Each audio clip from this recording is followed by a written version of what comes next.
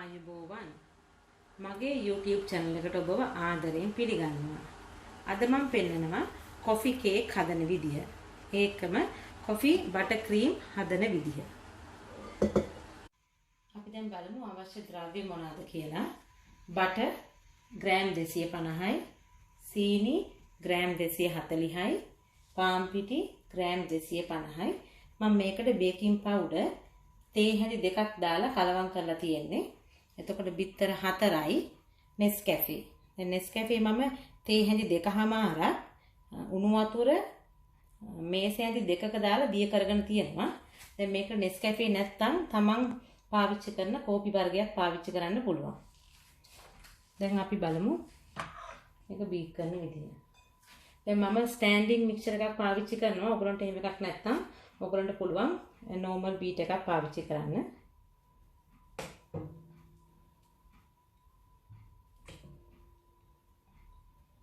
දැන් මේකේ බටර් එක කාම්බර උෂ්ණත්වයේ තියෙන්න ඕනේ.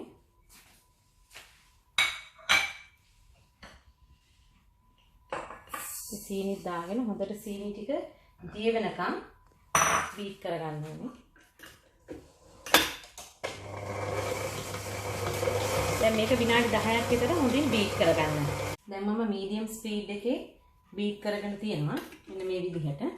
ඔයගොල්ලන්ගේ සීනි කැට ලොකු නම් ඔයගොල්ලන්ට පුළුවන් ග්‍රයින්ඩ් කරලා අරගන්න. දැන් මම බිත්තර එක එක මේකට දාලා බීට් කරගන්න යන්නේ ආයේ.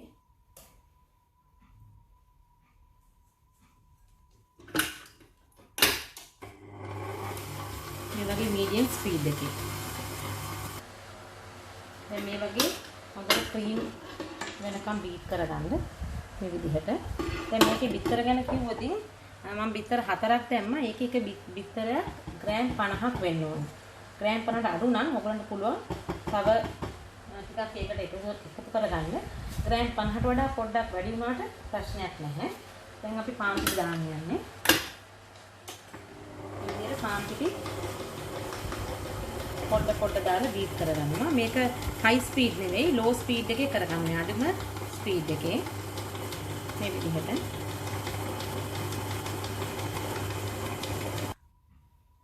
දැන් අපි පාන් පිටි ඔක්කොම ටික දාගත්තා. මෙන්න මේක තමයි ඩිස් වෙන්නේ.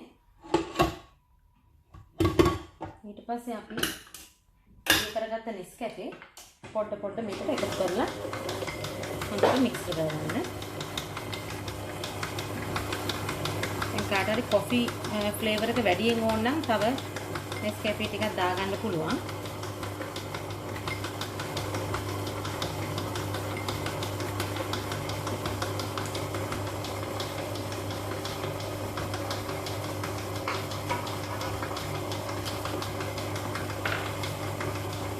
කොෆි දාලා මික්ස් කරගත්තට පස්සේ පේන ආකාරය මම දැන් ට්‍රේස් එක ලෑස්ති කරගෙන තියෙනවා. බටර් ටිකක් ගාලා ඔයිල් පේපර් එක දාගෙන තියෙනවා මේ විදිහට. මම කේක් ට්‍රේ දෙකකට දාගන්නවා. මොකද මම මේක කේක් ඕඩර් එකකට කරන්නේ. නමුත් ඔයගොල්ලෝ ගෙදර කන්න ගන්නවා නම් ඔයගොල්ලන්ට පුළුවන් 8x8 හරි 9x9 හරි කේක් ට්‍රේ එකකට දාගන්න. දැන් මම oven එක ප්‍රී හීට් කරගෙන තියෙනවා. සෙල්සියස් අංශක 175. දැන් මම කේක් ට්‍රේ වලට දාලා තියෙන මේ විදිහට. දාලා ඉවර වෙලා අපි මේක දෙසරක් ටැප් කරන්න ඕනේ මේ විදිහට.